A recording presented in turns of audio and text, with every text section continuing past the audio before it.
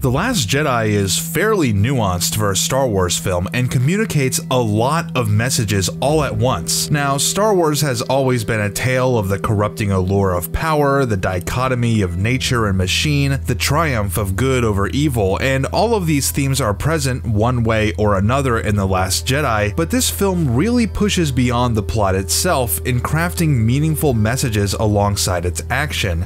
The Last Jedi really scrutinizes the conflict itself and the objective loss of life that it necessitates. Here, the scrappy resistance fights desperately against the ruthless First Order. It's the classic tale of the underdogs struggling against a superior power, good versus evil. But if you strip away the ideology, what are you left with? People killing each other. In this film, Poe Dameron sort of represents the way that Star Wars has typically treated the concept of war, a heroic effort blowing up the bad guys despite the odds and with little regard to the losses. Sure, we get some occasional glances and throwaway lines. Many Bothans died to bring us this information.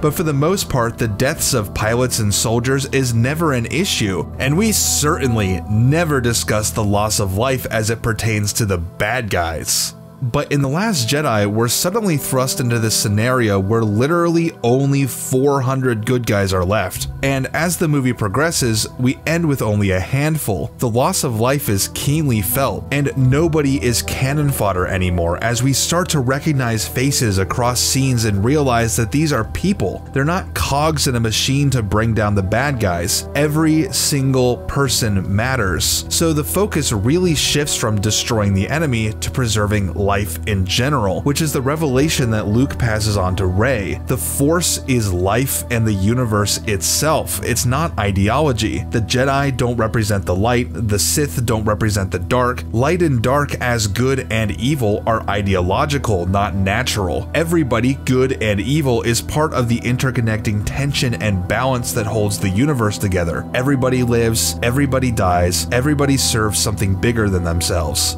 And more immediately to this story, both good and evil rely on lethal force in their battle for ideological supremacy. Sure, you can justify it, but the results are the same. And that brings us to the character of DJ, who offers some outsider perspective on this struggle of good and evil. At least you're stealing from the bad guys and helping the good, says Finn to DJ, who immediately responds with a rebuttal that remains uncontested in the movie.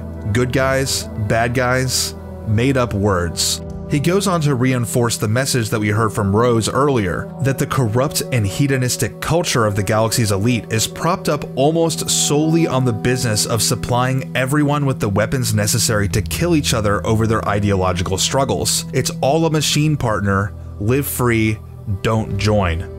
Ensuring that your ideology wins might feel like a righteous and noble cause, but ultimately you're just a pawn in a machine that serves the powerful far more than it will ever serve you.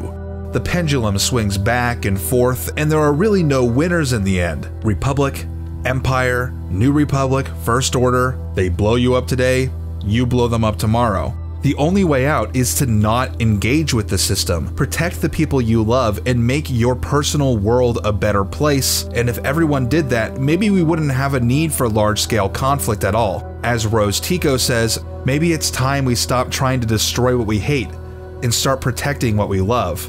There were also a slew of other themes in this film. The recurring motif of self-sacrifice was a huge one. Paige Tico, Admiral Holdo, Finn, Rose, Luke. We also see the dangers of deifying our heroes, and the revelation that Luke Skywalker might have created Kylo Ren in his failure, and the dangers of idealizing and romanticizing the past and the legacy of the Jedi Order. Luke sees through to their legacy of overconfidence and pride. Speaking of failure, there's the recurring theme of failure in this film, and on that point, many criticize the Canto Bight side story as having no impact on the plot, but it was incredibly important. The film sets up the conflict between Poe and Holdo pretty expertly. We want to root for Poe. We know he's right and Holdo is wrong. We know that Finn and Rose will succeed in their plan and the Resistance will jump to hyperspace at the last moment and Poe's mutiny will be vindicated. But no, it was all a spectacular failure that cost dozens of rebels their lives. It proved to us that the good guys can lose. These are normal people, and normal people aren't always heroes. Sometimes we just have to keep our head down and cut our losses, and Poe has a major turning point in this revelation. His staggering failure turns him into a wiser, more patient, and more humble man, to the point where Leia enthusiastically puts her faith in him at the end of the film.